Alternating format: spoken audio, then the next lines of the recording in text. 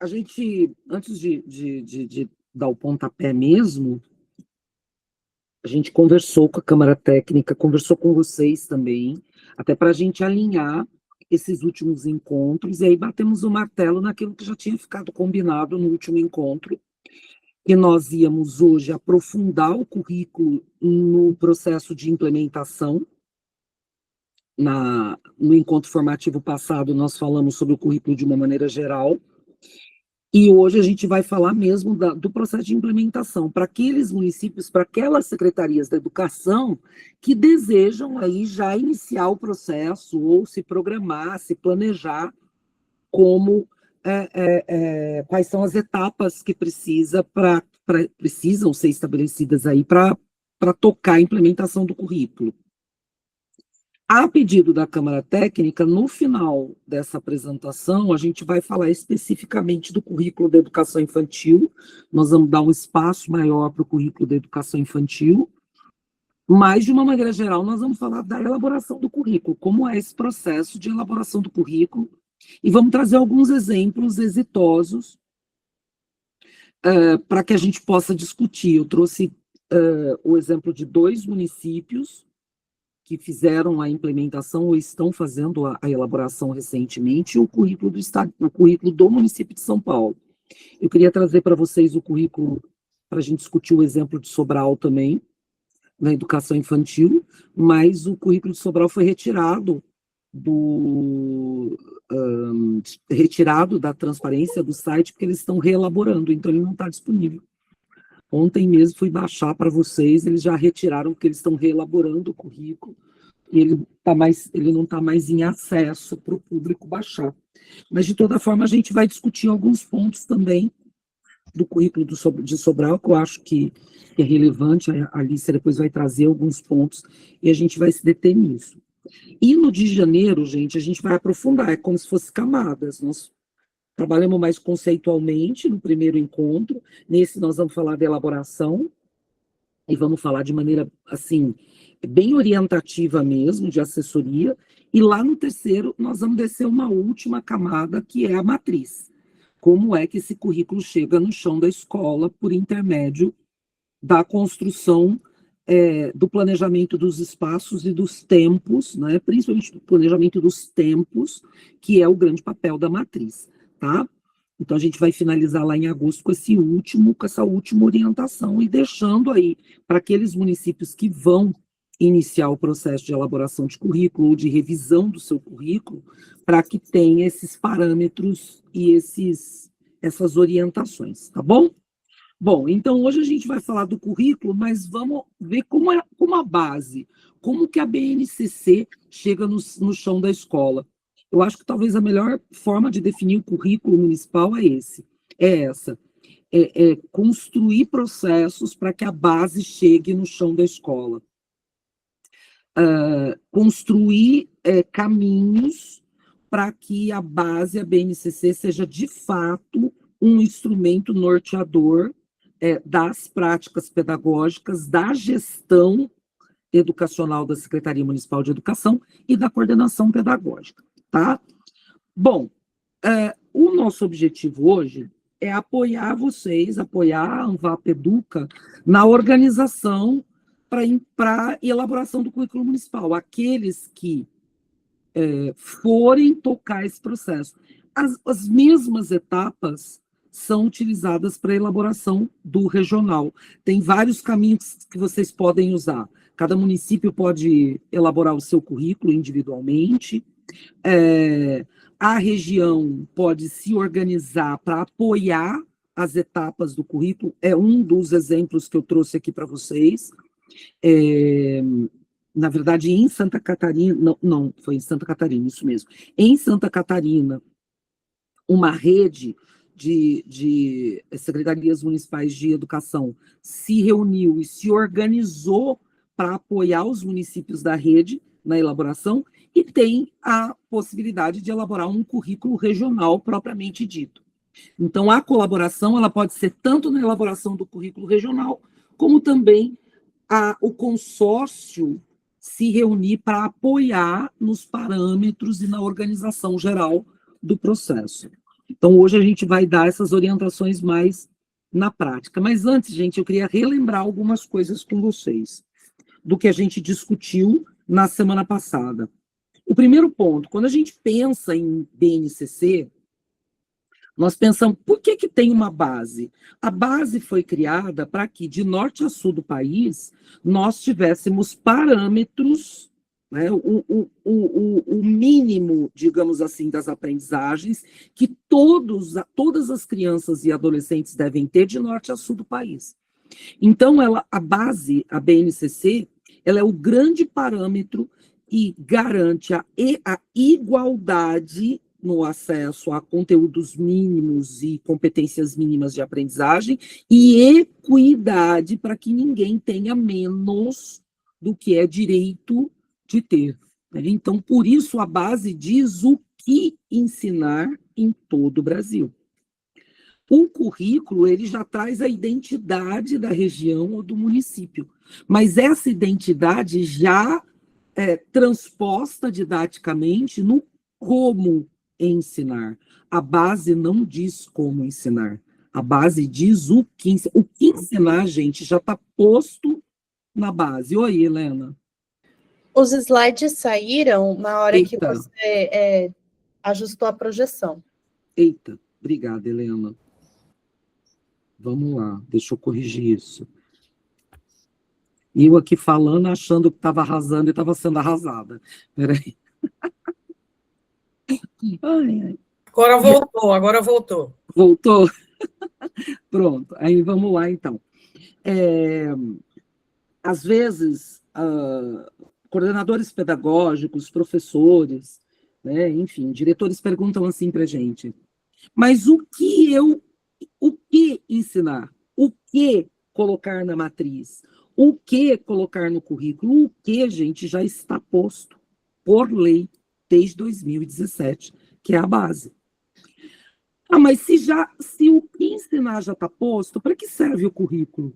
Porque é o currículo que vai dizer, por exemplo, o que vai ser priorizado em cada rede, porque cada rede sabe quais são os gargalos, quais são os pontos fortes, quais são as identidades. Então, é o currículo que vai dizer o que priorizar, é o currículo que vai dizer como aquilo que vai ser ensinado vai chegar na sala de aula, como a gestão democrática, como vai ser a avaliação, como vão ser as práticas pedagógicas e, principalmente, é o currículo que vai dizer como vai ser a progressão das aprendizagens em cada município ou em cada região.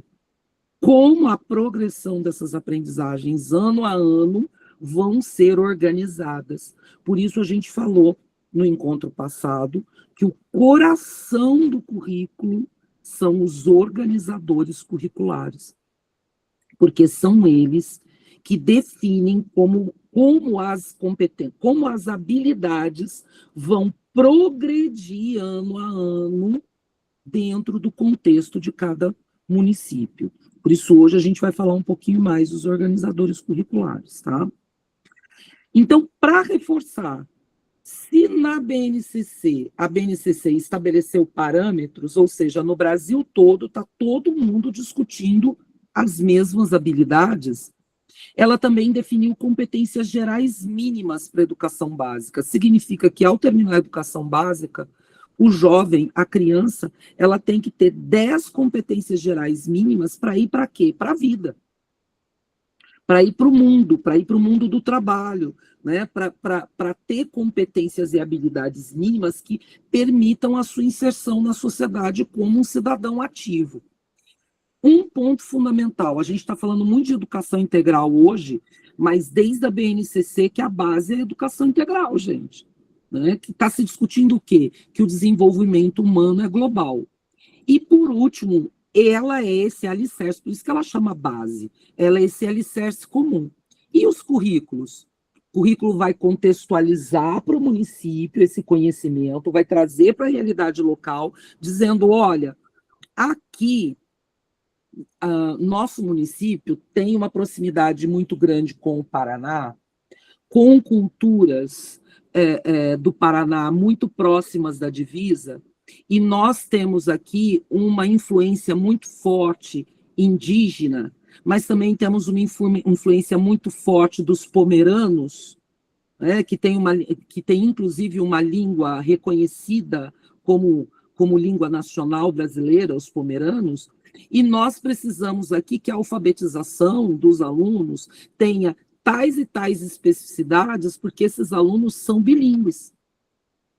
Tanto os alunos pomeranos são bilíngues, quanto os alunos indígenas são bilíngues. Então, a minha alfabetização aqui no meu município tem que ter as especificidades que respeitem a característica bilíngue dos pomeranos, né, da comunidade pomerana aqui no meu município e da comunidade indígena aqui no meu município, porque é muito forte. Percebam o que é contextualização? O mínimo, todo mundo vai ter que ser alfabetizado, tem parâmetros mínimos de habilidades para alfabetização na BNCC, mas só nós, gestores e professores do nosso município, sabemos qual o contexto e a realidade que nós temos que adaptar. Só nós sabemos isso, só nossa rede sabe disso. E o município tem autonomia para fazer essa adaptação? Tem autonomia, desde que, a gente vai falar lá na frente, ele tenha um bom diagnóstico, ele tem que ter evidências de que fez um bom diagnóstico.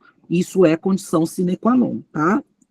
O currículo define a metodologia e estratégia, não no nível do detalhamento que os PPPs definem, tá? O PPP vai definir as estratégias e metodologias detalhadas, mas aqui no currículo já vem as diretrizes, incorpora os temas contemporâneos transversais, como é que os TCTs, os temas contemporâneos transversais, depois nós preparamos uma lista desses temas contemporâneos transversais para vocês, a Helena fez com legislação, tudo atualizadinho, a gente vai encaminhar para vocês, mas deles todos, os principais que não podem faltar, educação ambiental, falar sobre mudança climática, falar sobre as questões ambientais hoje é exigência legal, não é só uma questão de cidadania global, né? Já é uma questão de cidadania global, mas é uma exigência legal.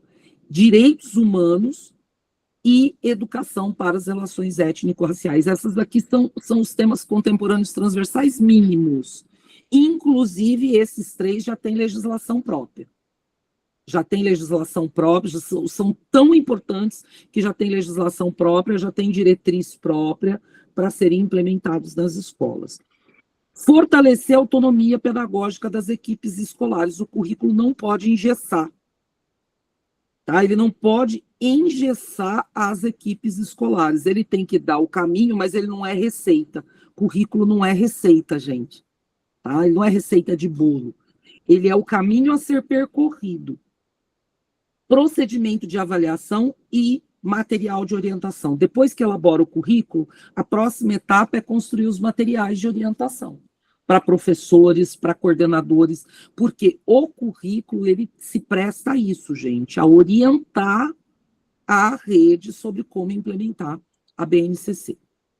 Bom, e aí tem um ponto que eu queria discutir muito forte com vocês. Estava até discutindo com a Alicia e Helena essa semana. Gente, acho que talvez vou repetir isso aqui várias vezes. O currículo não é só um documento.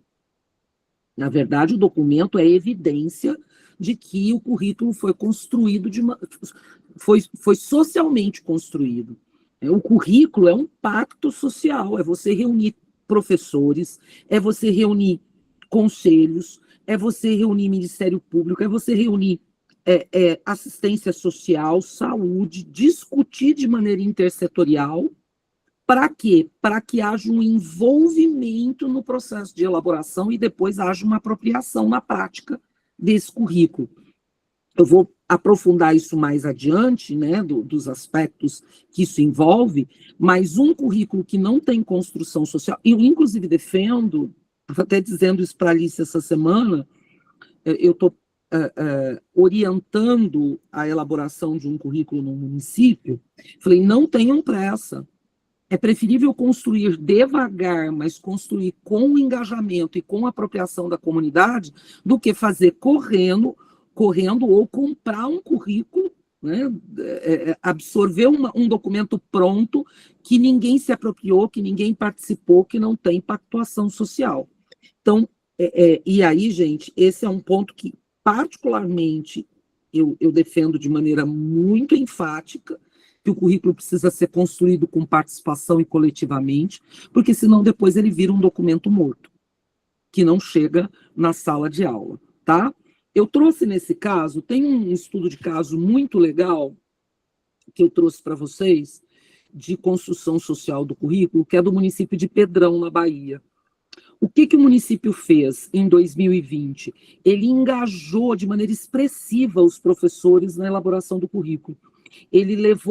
Durante quase um ano inteiro, ele criou vários mecanismos de engajamento, escuta e participação dos docentes. Gente, principalmente os docentes, são eles principalmente que a gente precisa engajar. É claro que a gente tem que ouvir as famílias, os alunos, mecanismos de escuta, mas os docentes que levarão esse currículo para a sala de aula, eles se constituem como ator principal no processo de construção do currículo. No final, de 2020 para cá, o que se percebeu dos resultados desse processo no município? Que houve uma apropriação dos docentes, do currículo pelos docentes. O currículo é meu, o currículo é nosso.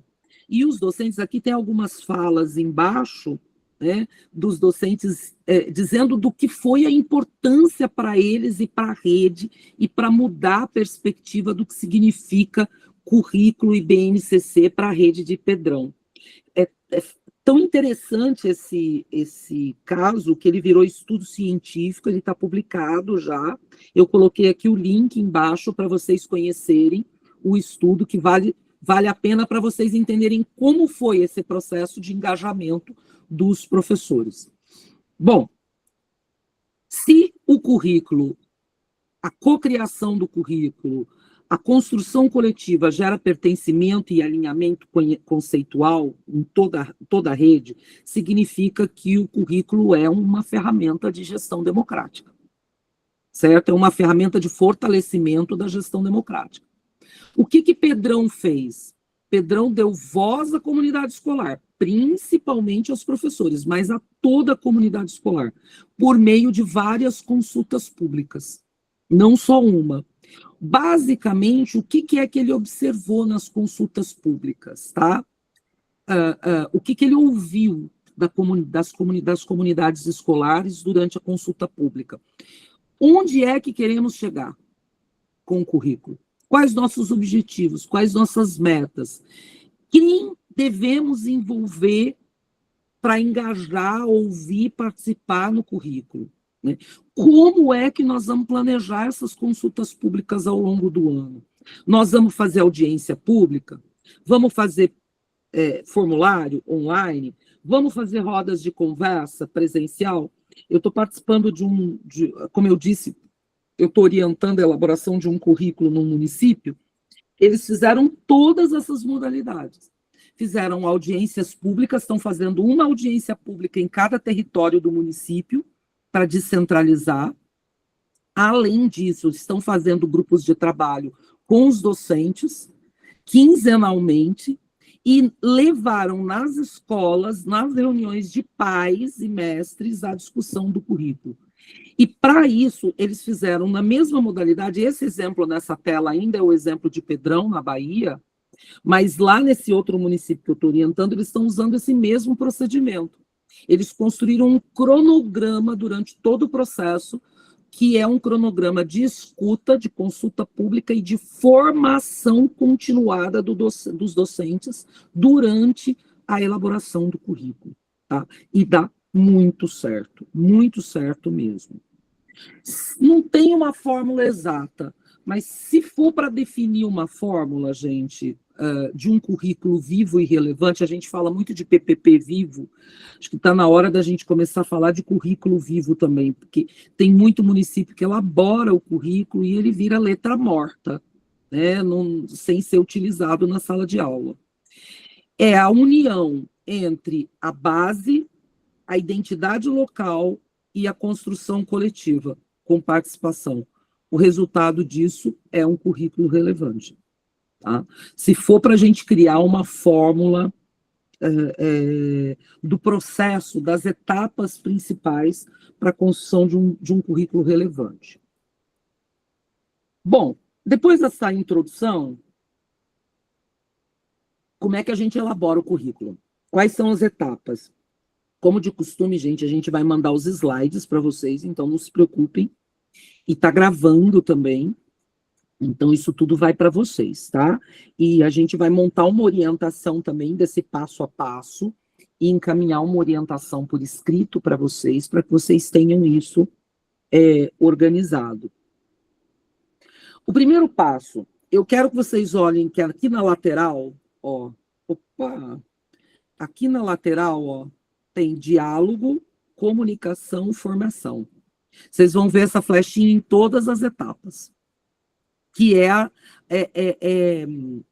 ênfase que eu disse que eu dou muito forte de que o currículo não é um documento técnico, ele é um pacto social. E um pacto social se faz com diálogo, com comunicação contínua e com formação. Ah, Lili, então eu tenho que contratar uma formação continuada? Não, gente. Se você constituir um grupo de trabalho com estudo contínuo junto com os professores, que é como esse município que eu estou participando fez, constituiu grupos de trabalho por áreas de conhecimento que se reúnem a cada 15 dias para discutir o currículo, e isso é formação. Tá? Porque às vezes a gente fica achando que formação é palestra, é curso. Na verdade, a formação mais efetiva é a que acontece entre os pares. Então, a formação aqui para o currículo é formação entre os pares. Ah, eu posso trazer nessa formação um especialista? Claro que pode. Deve trazer, para dar uma palestra, para falar sobre temas específicos do currículo, mas a base principal dessa formação é a formação entre os pares ao longo do processo. São os pares discutindo o currículo. Bom, qual é o primeiro passo, gente? O primeiro passo é a organização da governança do currículo. Como é que vai ser essa governança do currículo? Como é que vocês vão assegurar a continuidade do início ao fim do processo de elaboração? Primeiro passo, gente, tem que instituir uma comissão, tá? Responsável. Pode ser uma comissão, pode ser um grupo de trabalho, tá? Mas essa comissão, ela é composta pelos tomadores de decisão e ela é composta pela equipe responsável do início ao fim para coordenar o processo. Então, ali está o secretário e a equipe de coordenação, ali está a equipe técnica e ali estão os grupos de trabalho dos especialistas. Os redatores divididos por etapa e por componentes curriculares. Tá? Lili, esses especialistas vêm da onde? Depende de cada município ou de cada consórcio. Alguns municípios fazem 100% com especialistas da rede. Outros municípios, outros consórcios contratam um especialista de cada área que coordena os grupos de trabalho com os especialistas da rede. Tá? Então, aí depende muito como cada um vai se organizar. Pode instituir essa comissão ou esse grupo de trabalho por portaria da Secretaria Municipal de Educação, mas é importante que ela seja instituída, para que fique claro quais são as responsabilidades de cada membro dessa comissão, tá? É muito importante, nessa fase de governança, que seja observado o regime de colaboração já existente do município. O município aderiu ao currículo estadual, essa adesão já está lá no VAR, está usando essa adesão lá,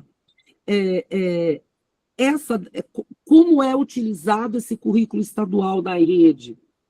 Como que esse currículo estadual vai ser observado no processo de elaboração do currículo municipal? Porque a gente não pode desconsiderar o currículo estadual, não pode agir como se ele não existisse. Tá? Tem que fazer articulação com ele também durante o processo de elaboração. E, finalmente, como vai ser articulado Secretaria da Educação, Escola, Conselho Municipal de Educação e rede estadual no processo de construção do currículo? Eu recomendo, em todos os processos de elaboração que eu participo, que um representante da diretoria regional um representante da rede municipal componha o comitê ou a comissão ou o grupo de trabalho do currículo. Por quê, gente? Vai ser discutida a transição entre etapas. Então, é preciso ter um representante da rede para que ele auxilie nesse processo de construção da transição da etapa de educação do ensino fundamental para o ensino médio. Além disso, eu recomendo fortemente que o Conselho Municipal de Educação também tenha um representante nesse comitê, tá? Que ele participe ativamente, o presidente tenha assento nesse comitê ou nessa comissão que é criada. Alguma dúvida aqui nessa etapa? Vocês podem levantar a mão a qualquer momento, viu, gente? Alícia, quer apontar alguma questão nessa etapa de governança? Não, Lídia, acho que está ótimo. Vamos continuar. Se vocês quiserem, gente, a gente tem a minuta. Na verdade, a gente vai disponibilizar todos os materiais para vocês. Mas nós temos até a minutinha de constituição dessa comissão, embora o município e o consórcio tenham 100% de autonomia de constituir essa comissão no formato que acharem melhor, certo? No formato que aí é uma autonomia municipal mesmo. Mas se vocês quiserem, a gente tem a minuta. Ok, está constituída a comissão, está tudo certo, já temos as responsabilidades, fizemos a primeira reunião da comissão para fazer aqueles salamaleques, né? Botar na imprensa que a Anvapa está iniciando o processo de elaboração dos currículos dos seus municípios, cada município botou na imprensa, está tudo bonitinho, divulgou, fez a primeira reunião. Aí vamos começar a trabalhar, vamos para o pau, né? Vamos começar a trabalhar. Primeiro passo, gente, diagnóstico. Tem que fazer uma leitura do contexto do município. E essa leitura do contexto, gente, do município a gente discutiu já aqui, eu vou reafirmar aqui uma questão que todo mundo que vem da área de educação sabe, na ponta da língua. Então, eu só vou repetir para que a gente fique alinhado. Existe o currículo prescrito, lembra das aulas de pedagogia, gente? Da faculdade, do mestrado, da especialização? Então, existe o currículo prescrito. O que é o currículo prescrito? É aquele que está lá na lei. Existe o currículo real. O que é o currículo real? É o que é praticado no chão da escola. E existe o currículo oculto. O que é o currículo oculto? São aquelas expressões culturais que são próprias da rede, que não estão escritas em lugar nenhum, mas são muitas vezes orientadoras e definidoras das práticas pedagógicas e das relações entre gestão docente, aluno e família. Alguém tem dúvida de que esse currículo oculto influencia nas práticas pedagógicas? Acho que todo mundo aqui, que como nós que somos antiga tem umas mais antigas, que nem eu e a Alice, né? E tem outras mais jovens aí no mundo da educação. Mas todo mundo não tem dúvida de que a gente encontra diferenças entre o currículo que é prescrito, o currículo que é real, que é aquele que é praticado quando o professor fecha a porta da sala de aula, fica só ele e os alunos, né? O que se pratica ali na sala de aula, e o currículo oculto, que é aquele que não está escrito em lugar nenhum, mas todo mundo sabe que acontece, as práticas que acontecem, as culturas que acontecem. Nós precisamos diagnosticar esse currículo real e esse currículo oculto. Para quê? Para absorver as boas práticas desse currículo real, para absorver essas práticas exitosas que estão acontecendo, os projetos exitosos que estão acontecendo, as práticas exitosas que estão acontecendo dentro da sala de aula, absorver isso dentro do currículo prescrito, certo? Então, eu preciso diagnosticar o currículo real que está acontecendo dentro da sala de aula. Eu só faço isso que jeito, gente? Junto com os professores. Eu não tenho outro jeito de fazer isso, porque quem pratica o currículo real são os professores, não é a gestão, tá? Então, fazer um diagnóstico, uma escuta ampla e várias rodadas de diálogo para entender como a BNCC está chegando na sala de aula e como ela está sendo implementada de fato, de maneira real, na sala de aula é fundamental. Já o currículo oculto, gente, tem a ver com as culturas, com os relacionamentos, com as formas de lidar com situações, aquilo que está implícito, né, que acontece e não está escrito em lugar nenhum. É isso que vai te ajudar a contextualizar o teu currículo, a saber, por exemplo, vou dar um exemplo para vocês. A Alicia participou de um projeto de implementação de currículos e matrizes no governo, no estado da Paraíba, né, em toda a rede da Paraíba. Lá, houve uma resistência muito grande à implementação do tempo integral. Lembra, Alice? E ninguém entendia, porque ninguém entendia. Como assim? Dava alimentação, dava apoio financeiro, dava isso, e não ia o tempo integral. Foi preciso fazer um diagnóstico dessa cultura oculta de resistência dos pais, porque eram os pais que resistiam, né, não só os professores, mas principalmente os pais, que resistiam ao tempo integral e não se entendia por quê. Então, o governo da Paraíba fez uma pesquisa, né, tanto desse comportamento dos pais de resistir ao tempo integral, como o comportamento dos professores que resistiam ao tempo integral. Né, esse currículo oculto dos professores, o que eles tinham medo de mudar. Né? Então, na verdade, o levantamento foi o quê? Quais são as características? O que está por trás disso? Qual é a cultura? Porque se eu não souber isso, eu não consigo contextualizar. Eu não consigo contornar as questões que aparecem. Você quer comentar, Alicia, sobre o que eu acabei dando o exemplo do que você fez lá? Não, então, acho que é bem isso, né? E a gente precisa prestar bastante atenção, porque muitas vezes os secretários, os próprios secretários, as secretarias de educação, acham que o currículo é uma coisa muito fixa. E a BNCC, ela trouxe esse currículo com a flexibilidade, né? Então, essa ação precisa ser feita durante um tempo grande, né? Não é porque a base foi aprovada lá, a BNCC foi aprovada em 2017, e a gente trouxe, né, todo mundo trouxe um material mais adaptado à questão da base nacional, que a gente já tem currículo. O currículo é das redes, é da escola. Por isso que o VAR, a lei do Fundeb permanente, trouxe como condicionalidade que os municípios estruturem os seus currículos municipais desse modo que a Lília está explicando.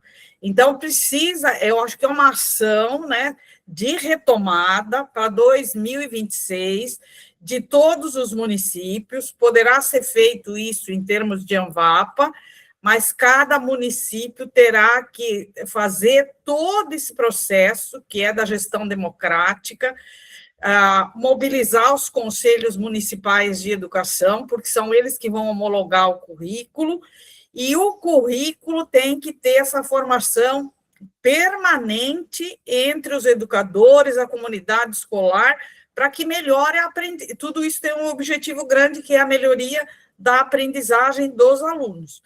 E esse contexto que a Lília acabou de falar é um contexto real, é um contexto de cada município. Cada município, embora se estejam aí próximos e seja uma realidade, às vezes, muito parecida, cada município é um. Cada município tem as suas características, tem o seu contexto de trabalho, e isso precisa estar agora, esse movimento todo curricular, precisa estar na cabeça muito dos nossos diretores de escola, dos nossos coordenadores, principalmente deles, que são os que levam a formação do dia a dia, do cotidiano da escola. Então, é preciso entender, e aí também olhar, a Lília ainda vai falar disso, que o currículo da educação infantil, para as etapas, né, educacional, o currículo é um, o currículo para o ensino fundamental é outro, mas tem a transição, né, que vocês vão fazer agora entre 25 e 26, as crianças que saíram da pré-escola que vão para o primeiro ano. Então, o que é que o município preparou de transição, como é que essa transição é feita, isso é parte do currículo, porque o aluno tem uma trajetória escolar, ele começa lá na creche e ele vai até o ensino superior, é isso que se quer. Então, é preciso que a gente se prepare para esse trabalho do estudo do currículo. Lília. Então, quando a gente pensa em tudo isso, a questão do diagnóstico, gente, tem várias formas de fazer o diagnóstico. Mas eu separei 3 perguntas para vocês aqui que são fundamentais. Imaginem essas 3 perguntas como se elas fossem os 3 grandes eixos do diagnóstico. Como as escolas organizam o ensino hoje? Tá? E essa organização do ensino envolve a parte de gestão das aprendizagens, como as escolas fazem a gestão das suas aprendizagens. O diretor precisa se compreender como um gestor de aprendizagens, não apenas como um diretor de administrativo financeiro. Ele é, acima de tudo, um garantidor das aprendizagens na unidade escolar. Então, como é organizado o ensino e as aprendizagens na escola, como essas práticas pedagógicas são consolidadas na sala de aula, o que está dando certo, o que não está dando certo, quais as lacunas, quais as desigualdades educacionais dentro da escola, como que a BNCC, nessa organização, como que a BNCC está sendo implementada, o quanto o corpo docente conhece da BNCC, para que vocês possam ter um diagnóstico também de necessidades formativas ao longo do processo de elaboração do currículo. Então, o diagnóstico, ele é uma etapa fundamental. Para vocês terem uma noção, no município que eu estou organizando o processo, a etapa de diagnóstico levou mais de 3 meses. Por que levou mais de 3 meses? Porque a gente orientou, fez a orientação das escolas, fez a formação de como ia ser o diagnóstico, orientou as escolas, e aí cada escola fez o diagnóstico com os pais, com os alunos, reuniu os professores, levantou os potenciais educativos do entorno. Então, a escola precisa de tempo para fazer esse levantamento. Depois voltou tudo isso, as escolas apresentaram os resultados do diagnóstico para a rede, as práticas, esse material foi sistematizado e se transformou no texto base para começar a elaboração do currículo. Percebam, então, como processo de cocriação, é por isso que eu coloquei aqui planejamento, planeje o diagnóstico. Quais serão as etapas do diagnóstico? Qual vai ser o cronograma do diagnóstico? Quem vai ficar responsável? Quais os produtos que vocês esperam do diagnóstico? Tá? Porque, dessa forma, o diagnóstico já é uma parte fundamental do processo formativo e do processo de engajamento, escuta e diálogo com a comunidade. Oi, Alice. Então, eu queria observar que aqui, onde você está falando das lacunas e das desigualdades, o MEC já está encaminhando para os municípios, para os secretários, os ofícios dizendo por que não vai receber o dinheiro do VAR em 26. E quem não recebeu aí, com certeza vai receber. E aí alguém me perguntou, mas onde eles estão olhando? Eles estão olhando no currículo que vocês colocaram lá no VAR. E se esse currículo não tiver a questão das desigualdades, o que são as desigualdades aqui, né?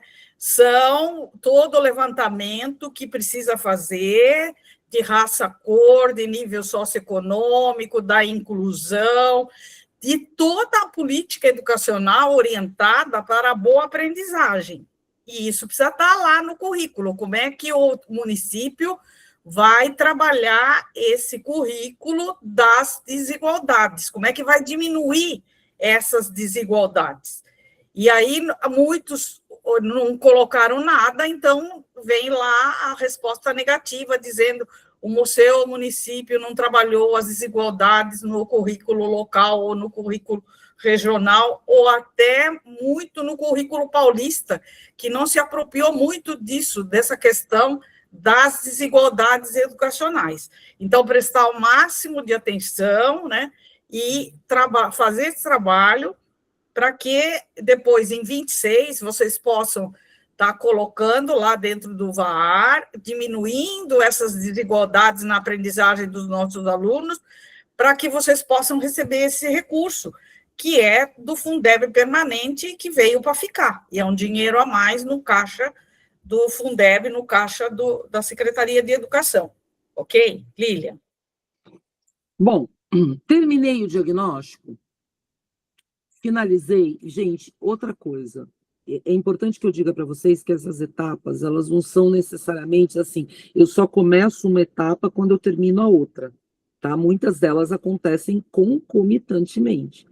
Então, enquanto eu estou fazendo o diagnóstico, os grupos de trabalho já podem ter começado a etapa 3, que é a etapa de estudo dos marcos legais referenciais. Já pode ter começado, pode ser concomitante.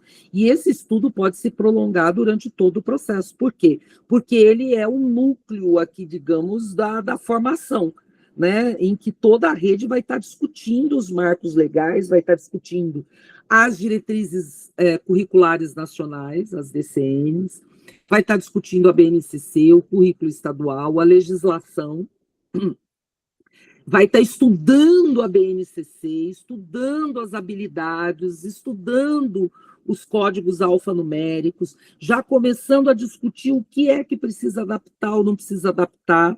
Então, esse estudo... eu não tenho que terminar a segunda para começar a terceira.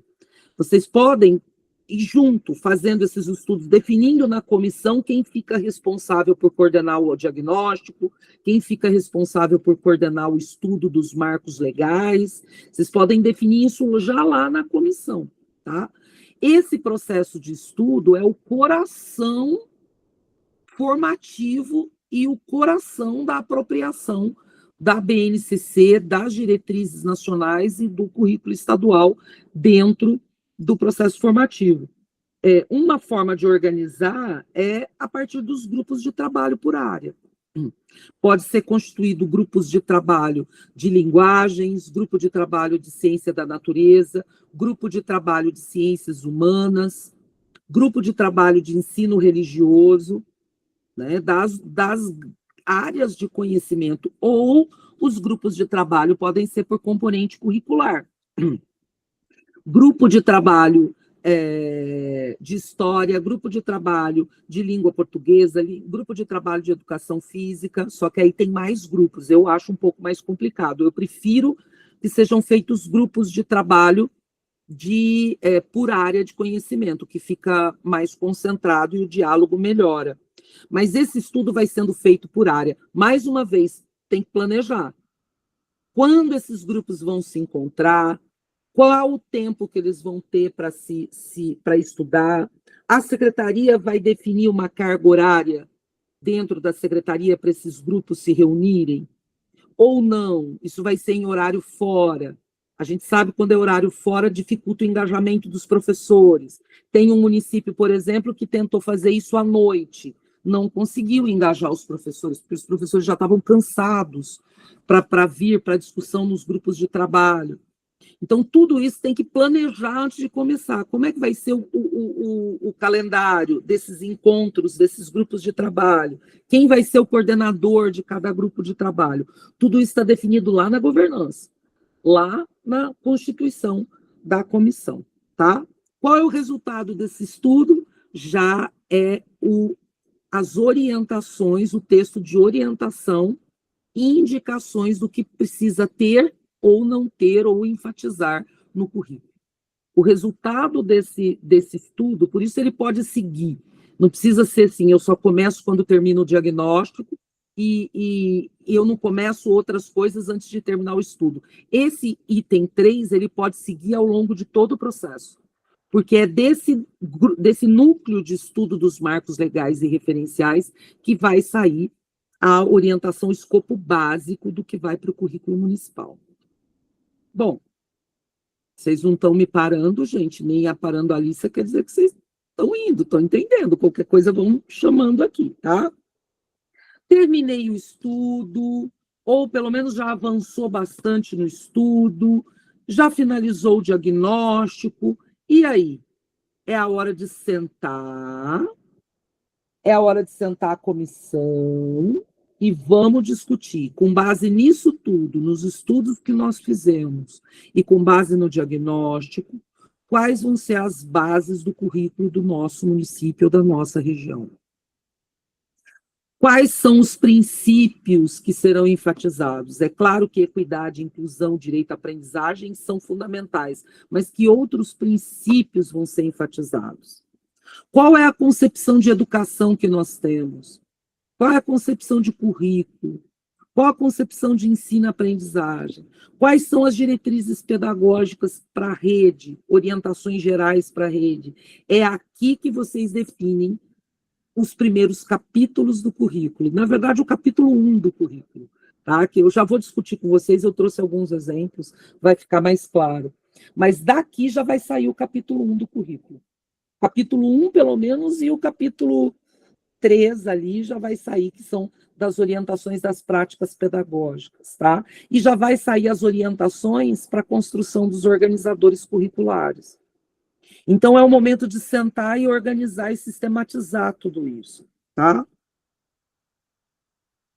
E eu sempre digo, já sistematiza por área, viu, gente? Já sistematiza, já deixa tudo sistematizado por área para ficar mais fácil. E no caso da educação infantil, já sistematiza por campos de experiência, para ficar mais fácil essa orientação. E agora já montei a base, já estamos diagnosticados, já estamos apropriados da BNCC, já sabemos o que queremos priorizar. É a hora de montar o sumário do currículo, é a hora de fazer a organização curricular, né? Como é que esse documento vai ser estruturado por etapas de ensino e por ano também. Aí tem pessoas que me perguntam assim, Lilian, eu sou obrigada a fazer um documento separado para a educação infantil e um documento separado para o ensino fundamental? Precisa estar separado, tá? Seja num documento único, um capítulo para educação infantil e um capítulo para ensino fundamental, porque eles têm estruturas diferentes, vocês concordam? Então, tem que estar estruturado em capítulos separadamente, ou, se está dentro do mesmo capítulo, em subitens separados, ou, como eu vou mostrar aqui para vocês, a cidade de São Paulo, por exemplo, e a cidade de Sobral e outras cidades, publicam documentos em PDFs diferentes. Né? Um currículo para educação infantil, um documento, um livro, digamos assim, para educação infantil, e um livro para o ensino fundamental. Cada rede vai se organizar da maneira que acha melhor, tá? Quais são os prós e os contras? Vou dizer para vocês com base na nossa experiência de implementação. Prós e contras. Num documento único, favorece que as etapas de educação infantil e ensino fundamental conheçam o documento e melhorem e articulem melhor a transição. Eu vou dizer para vocês o que eu vejo na prática, tá? Num documento único. 2 documentos separados, um para educação infantil, outro para ensino fundamental, facilita a visualização das equipes. Então, a equipe de educação infantil vai ler só da educação infantil e a de ensino fundamental só de ensino fundamental. Perceberam o só? Por que eu prefiro o documento junto? Porque eles vão. A pessoal de educação infantil nunca vai abrir o de ensino fundamental na vida. Nem o de ensino fundamental nunca vai abrir o de educação infantil na vida. Então, assim, eu, particularmente, Lilian, prefiro o documento junto. Mas muitas redes têm os documentos separados e é sucesso também. Então, isso é uma opção de cada rede, tá? Oi, Lenita. A educação especial, dentro do currículo, entra onde?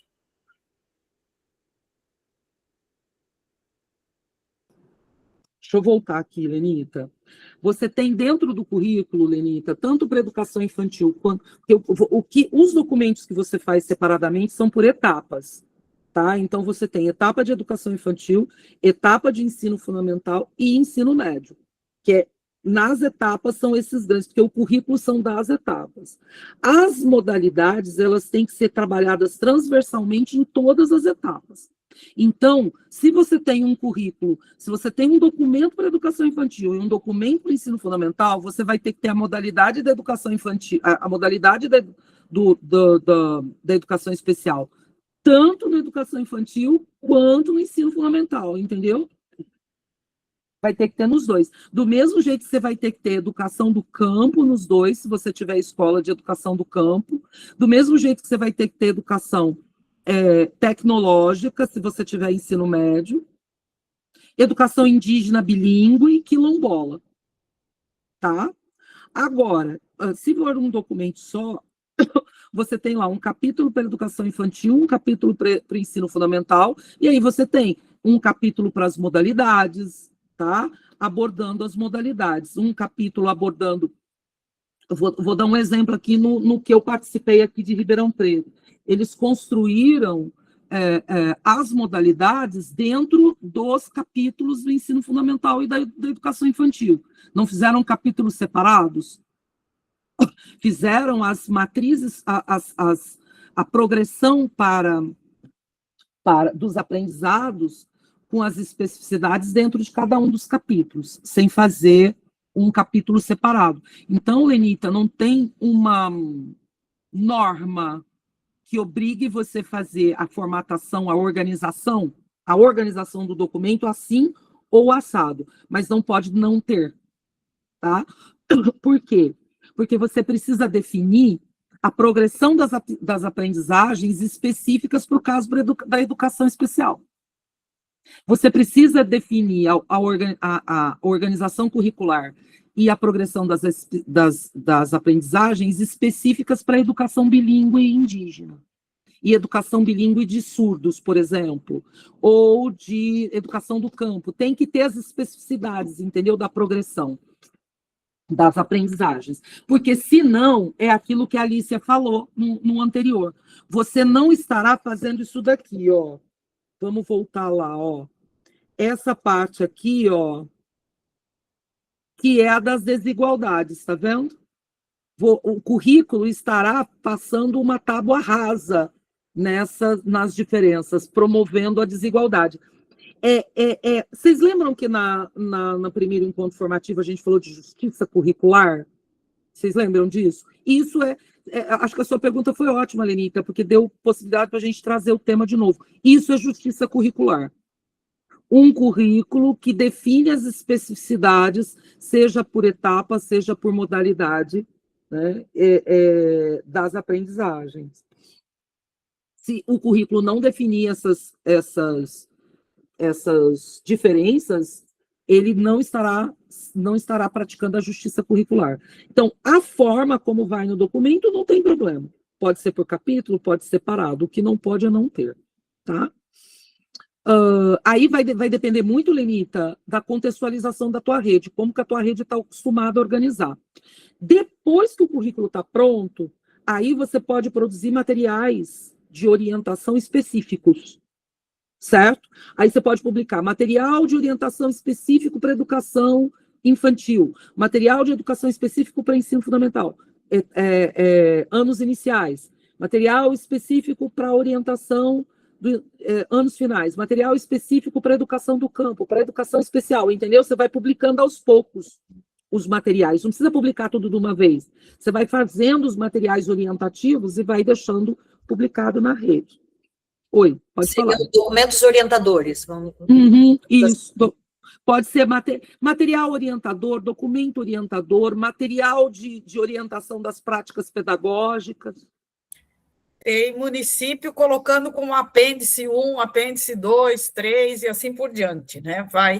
Vai fazendo isso em continuidade e vai anexando os documentos da política educacional que vai saindo e que precisa implementar na escola no ano a ano. E isso deu a ideia correta do que está na BNCC, de que o currículo não é algo fixo. A gente tinha muito essa concepção na cabeça de que o currículo era algo que o Diário Oficial publicava e que os professores seguiam na risca lá, mas era um currículo conteudista. Não é mais assim. É um currículo dinâmico, sistêmico, de uma abordagem flexível, com essa cultura participativa que a Lília acabou de explicar, com uma avaliação formativa contínua, né? Vai vendo o que dá certo e o que não deu certo. A escola que tem indicadores mais baixos, como é que a gente vai atender como prioridade? Isso tudo, inclusive, está no novo PAR. Se vocês observarem bem, aqueles objetivos que o novo PAR trouxe, com aquelas ações em relação à aprendizagem, está lá colocado. Então, é a política nacional do Ministério da Educação no contexto de hoje. Por isso que esse currículo tem essa abordagem aí interdisciplinar e com essa cultura local. Cada um vai adaptar à sua realidade. Lenita, se você tem alguns casos, por exemplo, que você vê capitais, tem 2 capitais do Nordeste que eu fui conhecer a implementação, o processo de elaboração e implementação, eles têm documentos orientativos do currículo publicados desde 2020, 2021, vai publicando, e os anteriores não saem, permanecem lá as versões anteriores, aí vem a versão 1, versão 2, porque é uma forma de transparência também, entendeu? E de manter, deixar claro a transparência de que tem esse processo de construção contínua, né? Tem e eles vão deixando publicado no site. Isso é super saudável. Oi, Lenita, pode falar. Então, tem um município que eu falei documento orientador, porque eu vi, não me lembro agora o nome do município, que ele tem todo o início de ano ele publica esses documentos orientadores. Todos os anos. Eu vi que tem de 2023, 24, 25, e daí lá dentro desse documento consta transição escolar, como que tem que ser acolhida, aí tem a parte específica de cada segmento.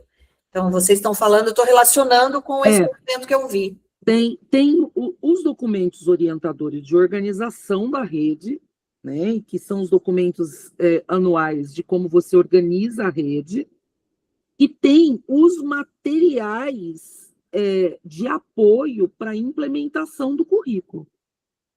Tá? Nesse caso aqui, a gente pode chamar tudo de documento orientador, mas nesse caso específico aqui, Lenita, eu estou falando um pouquinho do documento, o material que a rede vai construir para apoiar os professores, os coordenadores e os diretores a implementar o currículo que foi elaborado. Sabe, seria tipo assim, um material assim, como você vai implementar isso aqui aí na sua escola? Mais simples, detalhado, com passo a passo, tal. Lá no Currículo Paulista, se você abrir o Currículo Paulista, no site do Currículo Paulista, você vai ver que eles têm material orientador para anos iniciais, material orientador para área de linguagens, material orientador para ciências da natureza. Porque a rede vai aprofundando cada vez mais materiais formativos para que os professores possam usar para construir os seus planos de ensino e as escolas os seus PPPs, tá? Mas não subtraem esses documentos de caráter mais organizativo da organização curricular da vida da escola que você disse. Não subtrai. Mas esses que eu estou falando são materiais mais no sentido de apoiar a implementação do currículo. Entendi. Tá? Bora, então, vamos lá. Aqui a gente já viu. Aqui a gente também já viu, né, que é importante organizar todo esse conhecimento por área, por componente, por temas transversais. Depois que tudo isso está pronto, gente, é só então que vai para a redação do documento curricular. E aqui ainda não é a redação final, tá? É a sistematização das decisões, a construção de um documento de referência, e aí esse documento de referência vai para onde? Vai para consulta pública. Vou dar o exemplo lá de Itanhaém, o Educaíta de Itanhaém ficou em consulta pública, o quê? Uns 6 meses, Alicia? Não me lembro bem, mas ficou um bom tempo, né? Em 2000. Sim, 6 meses. Ficou no site da prefeitura, e aí da secretaria, eles fizeram um movimento nas escolas de pedir para todo mundo entrar, para os professores participarem, para os pais participarem, e aí as pessoas podiam entrar no próprio site e fazer esses adendos. Então, essa consulta pública não precisa ser uma audiência, né? Ela precisa chegar no máximo possível de pessoas, né? Como vocês vão organizar isso, aí vai de cada município. Lá em Itaém gerou um movimento bem legal, porque eles tiveram, inclusive eu, Alice e Helena, a gente viu os resultados, eles pediram para a gente ajudar a olhar um pouco os resultados dessa consulta pública. Para quê? Para fazer os ajustes no documento, na redação do documento, fazer esses ajustes, criar o processo de documento, o documento final, né, para ir finalmente para a validação institucional do Conselho Municipal de Educação, que homologa o currículo municipal, no caso dos municípios que são sistema, tá? Então, essa consulta pública é um momento fundamental, que é quando você é o último momento aí, digamos, desse processo de elaboração, em que você abre para todo mundo dizer o que achou do texto que foi redigido nessa etapa 7, tá? Terminou, documento está pronto, documento está homologado, agora vamos para a formação continuada dos professores, não com foco na elaboração, mas com foco na implementação.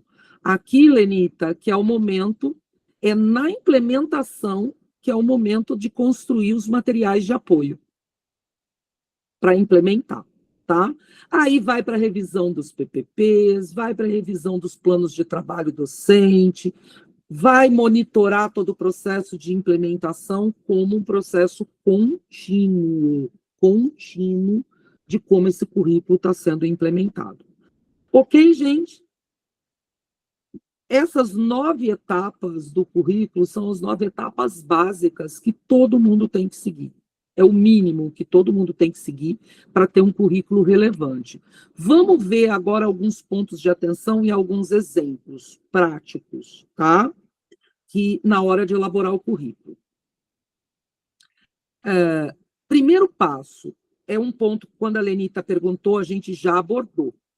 Mas o primeiro passo, gente, tem que garantir as especificidades, seja da educação infantil, seja do ensino fundamental, sejam das modalidades de ensino. Elas precisam estar garantidas para que haja justiça curricular, certo? Se você não constrói um currículo que garanta as especificidades, depois o currículo vai induzir ao erro. Como diz a Alicia, lá na frente, quando for fazer a matriz, a gente vai começar a ver educação infantil organizando matriz em disciplina na educação infantil, porque induziu ao erro, né? E na educação infantil não tem disciplina, tem campos de experiência, percebe? Então, é no currículo que a gente define com clareza quais são as especificidades, para que lá no futuro, na implementação, não aconteçam os equívocos que a gente vê acontecer por falta de pactuação social, por falta de formação e de discussão ampla das especificidades de cada etapa e de cada modalidade, certo? Inclusive está errado aqui, deixa eu corrigir aqui. Eita, era só isso aqui.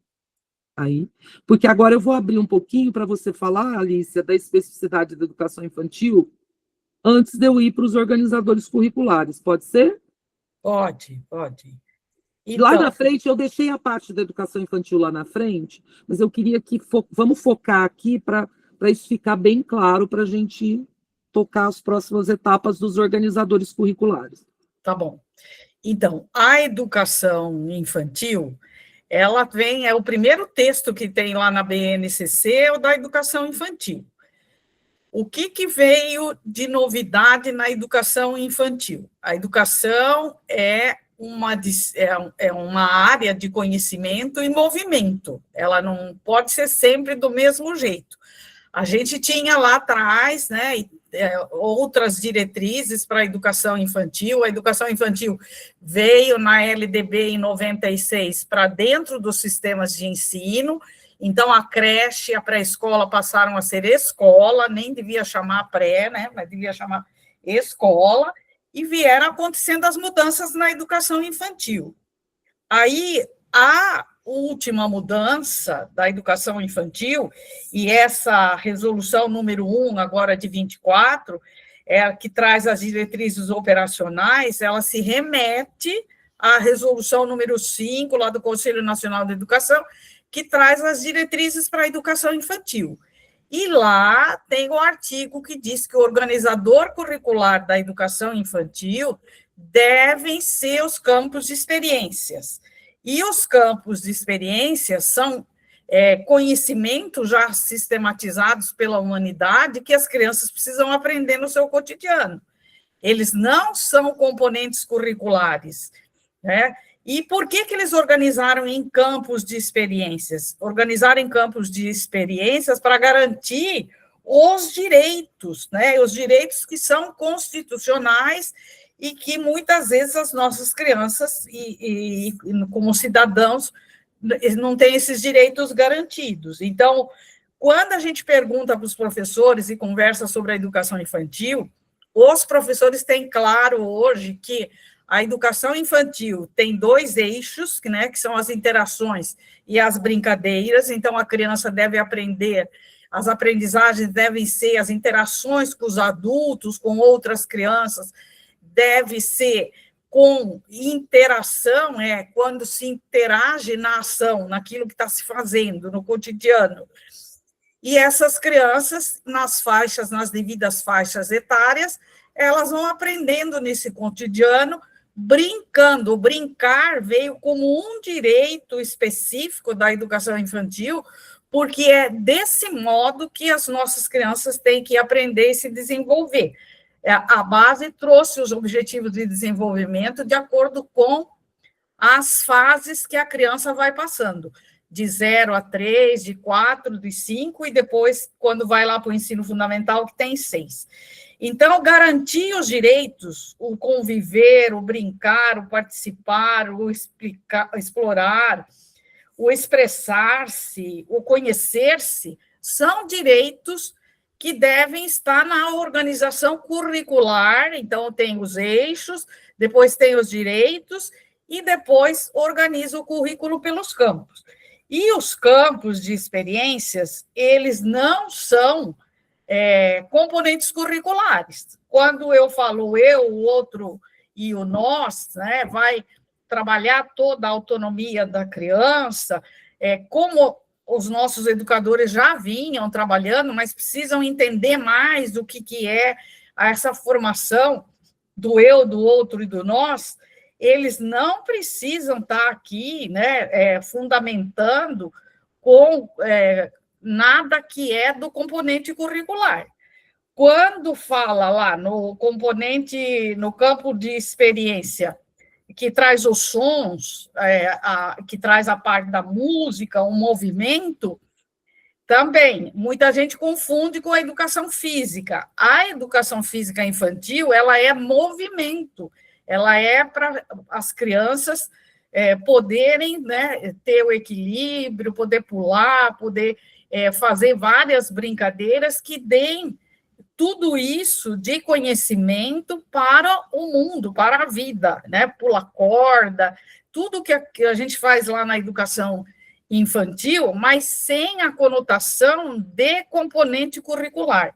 Às vezes é difícil para o professor de educação física que foi para a faculdade e aprendeu as coisas da ginástica, mas não aprendeu o que era o movimento infantil.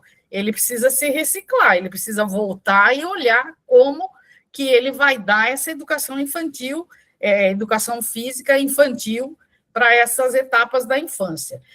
Então, precisa o grande paradigma que a BNCC trouxe de orientação para o Brasil inteiro é organizar o currículo nos campos de experiências. E, para isso, precisa aprofundar o que é cada campo de experiência, e eles são integrados, eles não são caixinhas. Agora eu vou trabalhar o eu, o outro, o nós, depois eu vou trabalhar outro campo. Não é assim, né? O planejamento da educação infantil é um planejamento pedagógico intencional que prepara as aulas, os planos de aula, os planos de ensino, dentro de um contexto integrado. A professora pode trabalhar uma historinha infantil e, dali, tirar milhões de saberes que as crianças muitas vezes já têm. Então, trazer a criança para o centro do planejamento é um pouco essa roda que a Lília está mostrando, né, de como que isso se dá, né, Então, colocar a criança no centro do planejamento é um dos objetivos do currículo da educação infantil, e que nós precisamos ter muita preocupação, e os nossos professores têm que aprender, o pessoal de apoio que está na escola de educação infantil também tem que saber como isso se faz, né? E partir das crianças, sempre na área externa ou na área interna, com atividades em grupo, cooperativas, onde eles se relacionam, onde as interações, as brincadeiras acontecem.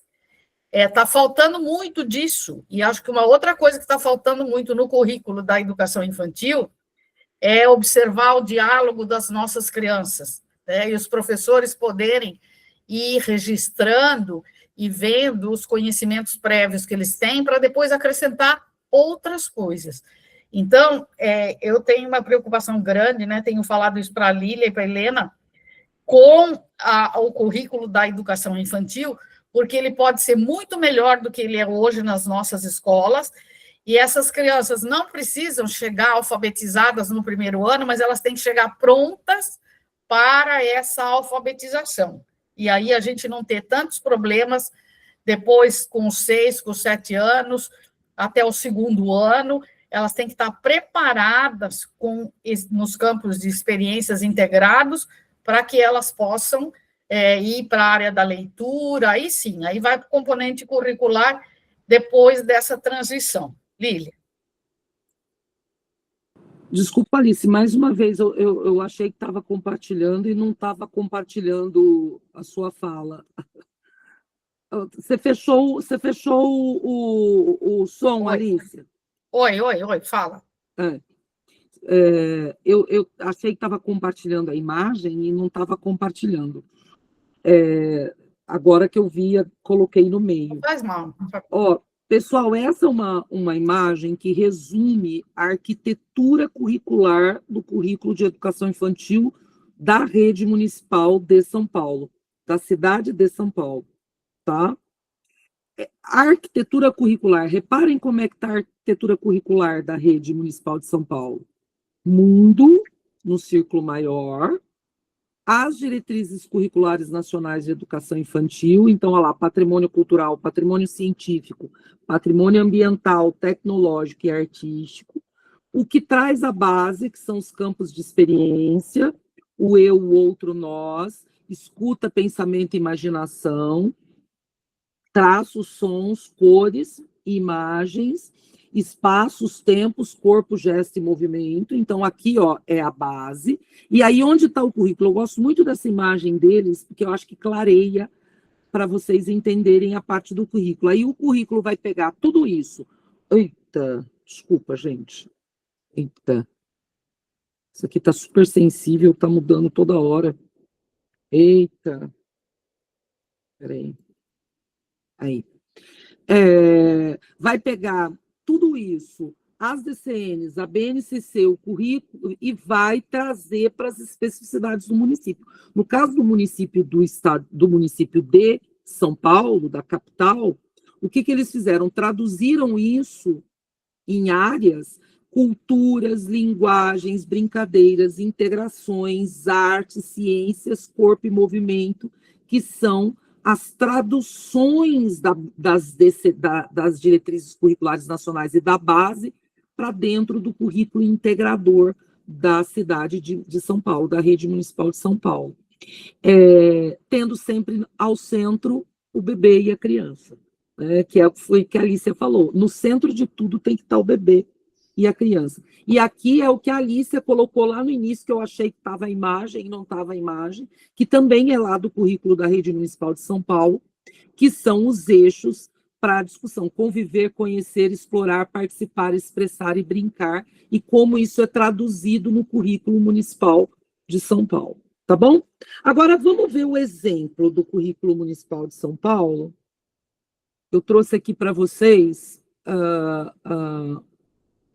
Esse daqui, o currículo da cidade de São Paulo para educação infantil, é o sumário e uma imagem para vocês identificarem, mas eu vou fazer aqui uma discussão do exemplo para vocês, como é que ele foi construído, tá? Na introdução, vem a finalidade, quem foi que construiu, a apresentação do documento de uma maneira geral. No capítulo 1, vem a concepção de educação infantil, que é tudo isso que a Alicia falou. A educação infantil e qual o papel que ela tem na sociedade de hoje, na construção da cidadania. Esse primeiro capítulo, ele é um capítulo de conceituação. Ele é um capítulo que você vai dizer da importância da equidade, da inclusão, da educação integral, tá? Tudo isso na perspectiva da educação infantil.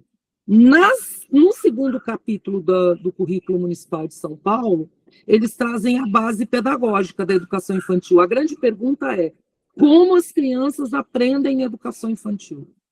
Vamos lembrar que o currículo é um documento orientador da rede. Então, tem professor que está sendo formado agora em pedagogia e que não entende como a criança aprende na educação infantil. Outros municípios, a gente está vendo a antecipação indevida da escolarização, certo? Então, é no currículo que vai ficar claro que aprender e ensinar na educação infantil não significa antecipar a escolarização de maneira indevida. Então, tem que ter um capítulo falando dessas bases pedagógicas da educação infantil. Num terceiro capítulo, o que a rede municipal fez de São Paulo?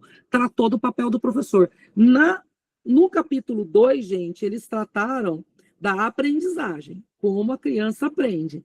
No capítulo 3, eles trataram da ensinagem, como os professores ensinam. Qual o papel do professor na educação infantil? Que ele tem que ter destaque no currículo. Vocês percebem que é o como? Mais uma vez, é o como, tá? E, por fim, responde a pergunta, como articular a educação infantil e ensino fundamental sem antecipar de maneira indevida a escolarização?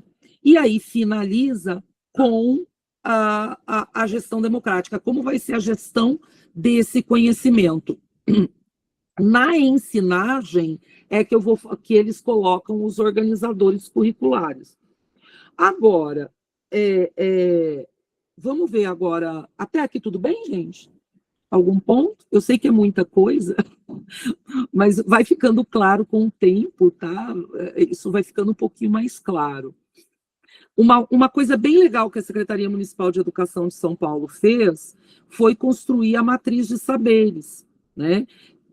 E essa matriz de saberes organizando o que é preciso saber, o que é prioritário na educação infantil que a criança saiba. Então, desenvolver repertório cultural, considerar a perspectiva dos sentimentos do outro, reconhecer e exercer os direitos e deveres. Acho que a Alicia poderia falar melhor desse ponto, porque é ela que é a especialista nessa área, né? E ela poderia orientar melhor. Mas, na verdade, eu trouxe para vocês, é muito mais no sentido de ver como eles organizam, inclusive visualmente, o processo, para facilitar depois a orientação dos professores. Oi, Lenita.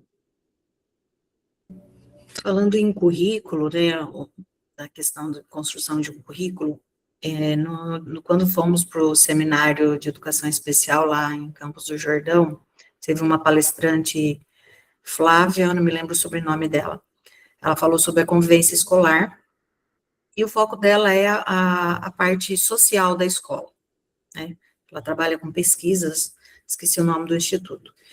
E uma questão que ela colocou muito forte é a questão de que as escolas, do ensino fundamental principalmente, focam no resultado do IDEB, querem um IDEB melhor, mas eles esquecem que o papel social da escola, em conjunto com o pedagógico, é tornar o cidadão melhor para a sociedade, formar cidadãos melhores, e não adianta ter um IDEB, o município ter um IDEB em destaque, se ele não está entregando para a sociedade um cidadão saudável emocionalmente, que seja capaz de transformar a realidade. Então, eu gostei muito dessa fala dela, porque a gente vive dentro dos nossos municípios um foco muito grande na parte da aprendizagem, no resultado do IDEB, em merecimento pelo IDEB, mas na parte social o foco ninguém quer saber muito, e vocês falando dessa questão do currículo, e foco aqui na educação infantil, a gente percebe o quanto que isso precisa ser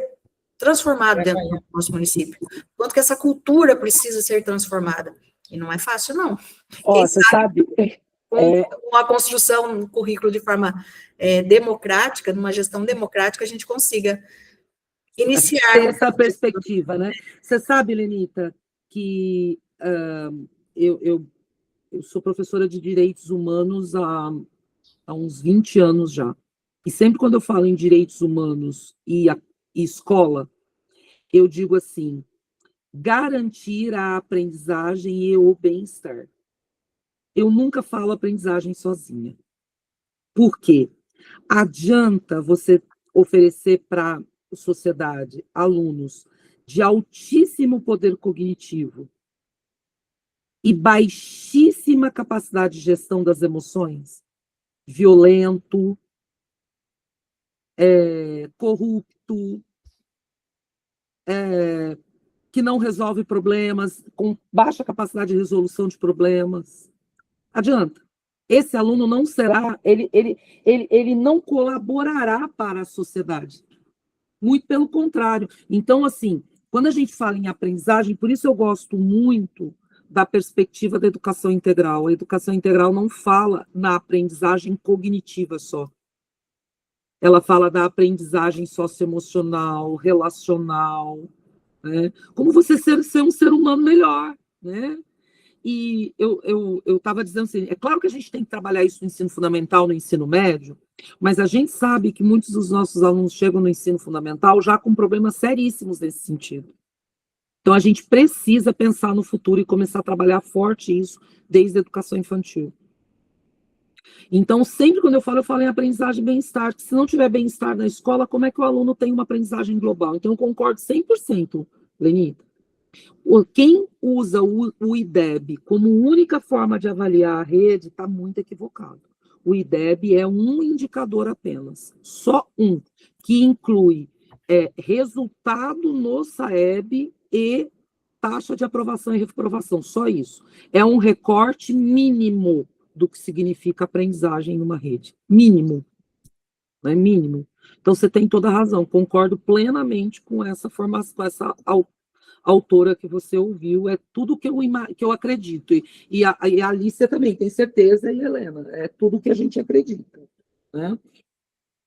Bom, vamos para um próximo exemplo que eu trouxe. Eu sei que vocês estão meio cansados, mas só para falar dos organizadores curriculares, não é uma coisa que vocês precisam se ater agora, então é muito mais para vocês conhecerem, a gente trouxe alguns exemplos, tá? Como é que a gente estrutura a progressão das habilidades, certo? Basicamente, gente, um organizador curricular, ele sistematiza o que tem na BNCC e contextualiza para dentro do município, definindo a progressão esperada ano a ano. Então, é desejável que o organizador curricular seja feito ano a ano, tá? Relacionando sempre as habilidades da BNCC com o contexto, a identidade local e, principalmente, os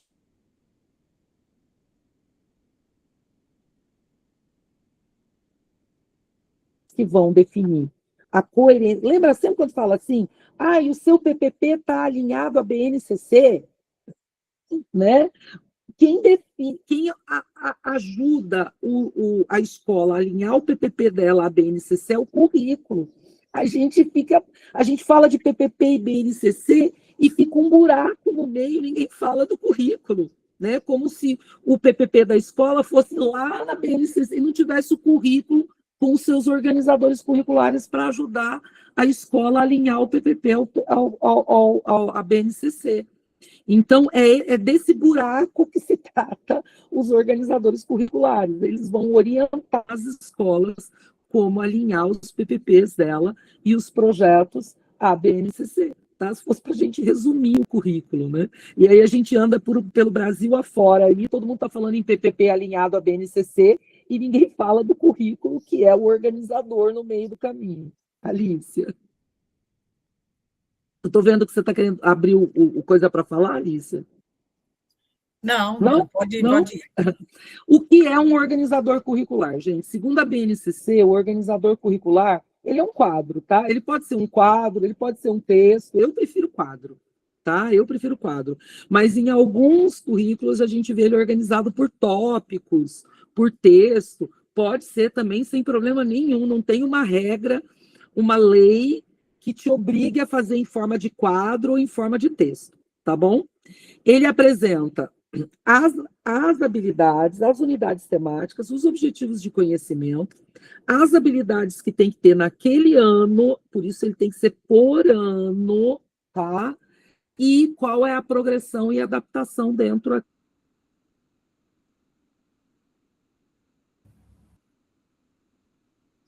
do curricular do currículo paulista, primeiro para vocês, tá? Olha como o currículo paulista organiza. Eu trouxe de geografia puxando a sardinha para o meu lado, né? Porque a minha área de formação original é história e geografia, então eu trouxe de geografia aqui para vocês. Uma primeira coluna com a unidade temática, tá vendo que aqui é para o primeiro ano, e eles ainda dividem em primeiro bimestre e segundo bimestre, tá? Por bimestres, aliás. A unidade temática, as habilidades e os objetivos os objetos de conhecimento. Lá no currículo paulista, se você for ler o currículo paulista, ele vai explicar sobre esses códigos alfanuméricos. Outra, gente. Ele vai dizer, olha, o código alfanumérico da BNCC foi mantido. Quando teve adaptação, a gente colocou a seguinte sigla, tá? Para saber que teve aquela adaptação. Então, isso precisa estar escrito. Quando vocês adaptarem uma habilidade da BNCC, ela tem que estar explicitada no código, vocês têm que criar aí uma forma de deixar claro que ela foi adaptada, tá? Então, vocês precisam criar os códigos de referência para fazer essa adaptação aí para o seu município. Aqui é um exemplo de como eu trouxe a prefeitura, aqui a Secretaria Municipal de Ribeirão Preto, que é a minha cidade, não sei se muitos de vocês sabem, mas Ribeirão Preto é a minha cidade. Eles fizeram recentemente a elaboração do currículo, então ele está bem atualizado, inclusive já com a parte da BNCC da computação. Então, eu trouxe para vocês aqui um exemplo de um quadro de um organizador curricular do pensamento computacional, mundo e culturas digitais. Até já que a gente está falando tanto de BNCC da computação, né, para vocês verem na prática como que eles trouxeram para o âmbito municipal a questão da adaptação da BNCC e do currículo paulista. Eles colocaram o eixo da BNCC da computação, pensamento computacional, mundo digital, o objeto de conhecimento, a habilidade, e as últimas duas colunas aqui são as orientações práticas de como implementar na rede. É a contextualização. O currículo municipal está aqui, ó. A orientação do como implementar esse o quê da BNCC. Aqui, gente, é o quê da BNCC. Aqui é o como vai ser implementado no primeiro ano do ensino fundamental da rede municipal de Ribeirão Preto, tá? Parece que alguém levantou a mão? Não? Parece que alguém tinha levantado a mão? Foi um comentário no chat sobre o que você está comentando do exemplo organizador curricular. A pergunta é, não pode utilizar o mesmo código, então? Pode e deve, tá? Pode e deve. Quem foi que perguntou? Que eu não enxergo daqui, Helena, me ajuda. No chat está educação, eu acredito que seja Itaí. É a Lu. Lu, pode e deve, até porque o professor, lembra sempre que quem vai ler isso é o professor, o coordenador pedagógico, certo? A gente não pode perder isso de vista. Que o currículo, ele precisa ser fácil para o professor e para o coordenador pedagógico, para o diretor implementar lá na escola, tá? Então, imagina o professor preparando o seu plano de ensino para o ano de 2026. Ele vai pegar o currículo municipal de Itaí, certo?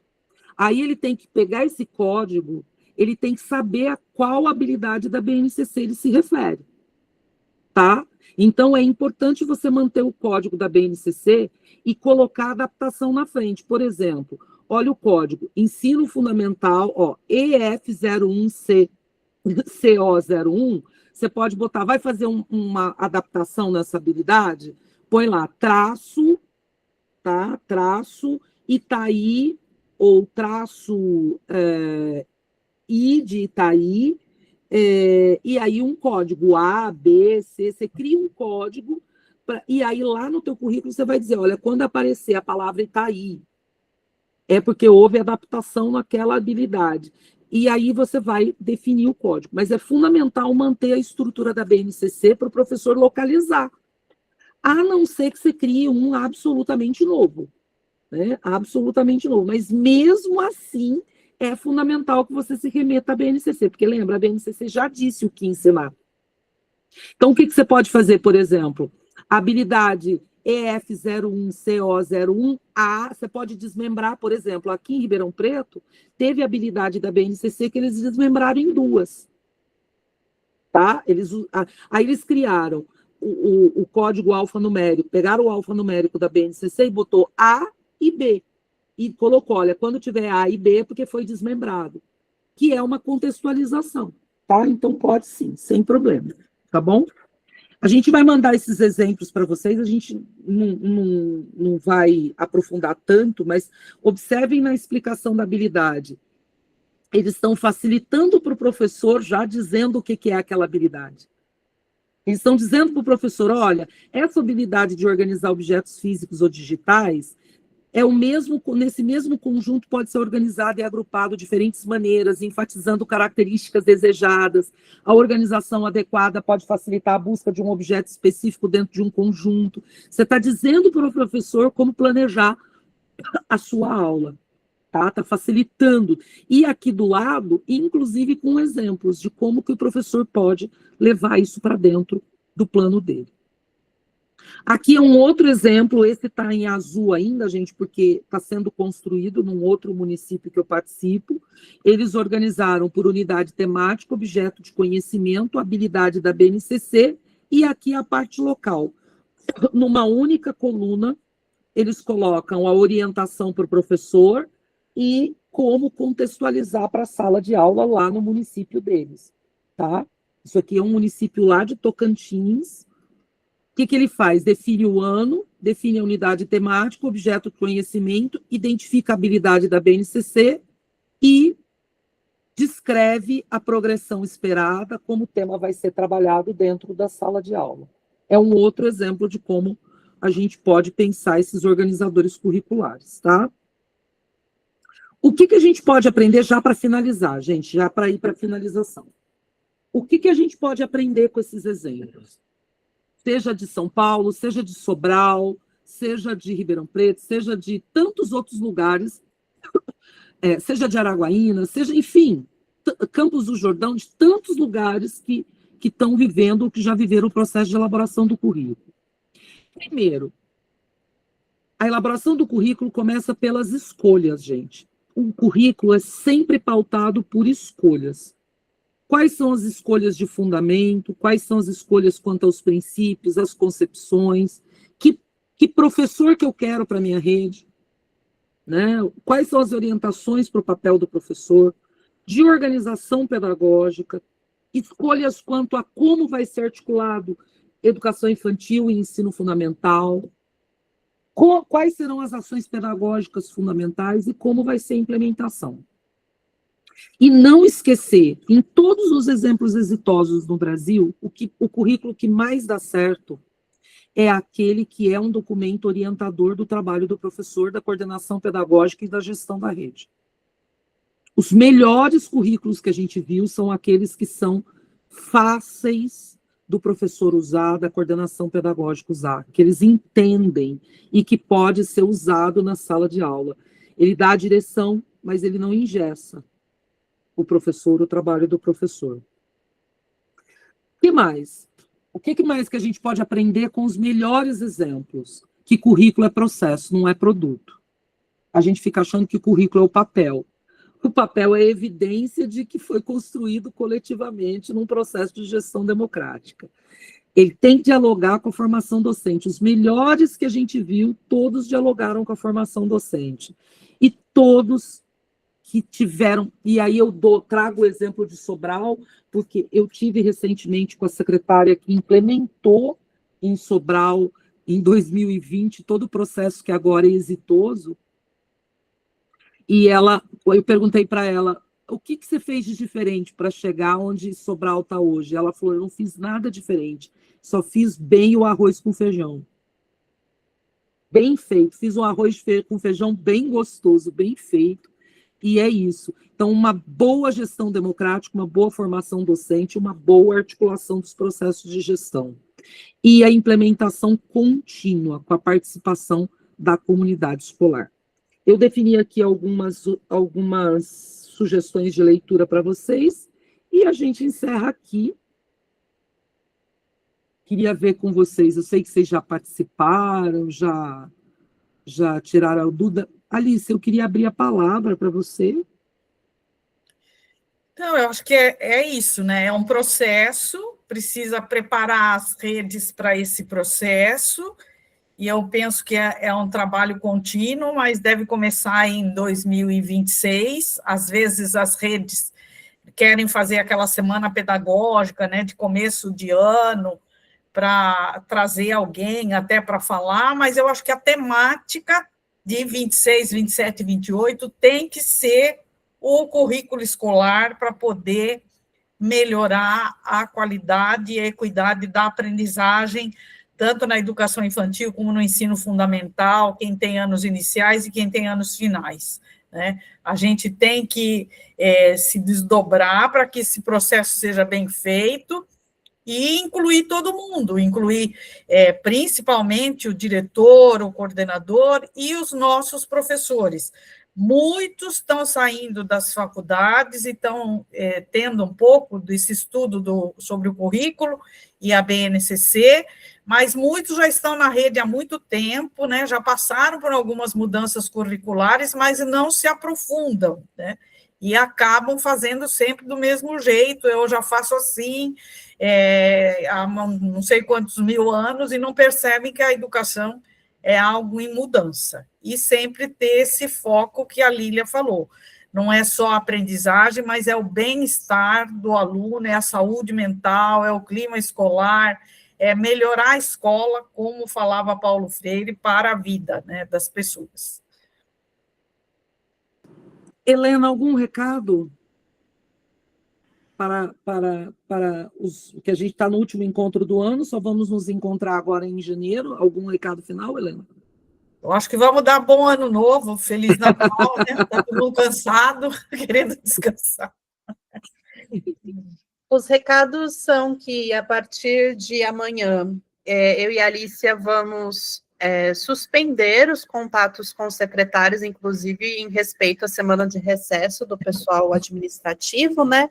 E que aí a gente vai retomar de forma gradual, porque cada rede vai ter o seu tempo de retorno a partir do dia 5. Eu já sei as datas que a maioria do pessoal já volta, então vai ser gradativamente para não assustar ninguém. Então a gente se vê em janeiro para finalizar as pautas que está pegando para todo mundo, né? PAR, PME, mas a gente vai fazendo essa finalização com calma. E desejar um bom recesso, um bom Natal e um próspero ano novo para todo mundo.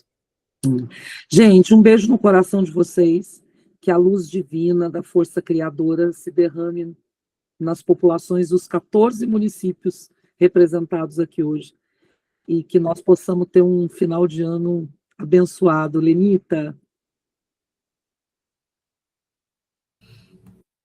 Eu só queria agradecer esse ano com vocês, essa partilha de conhecimento e esse encontro de hoje, eu penso que foi muito rico, né? Eu acho que todo mundo concorda na construção do currículo, e que gera uma esperança da nossa parte que a gente pode melhorar. Obrigada, gente. Um beijo.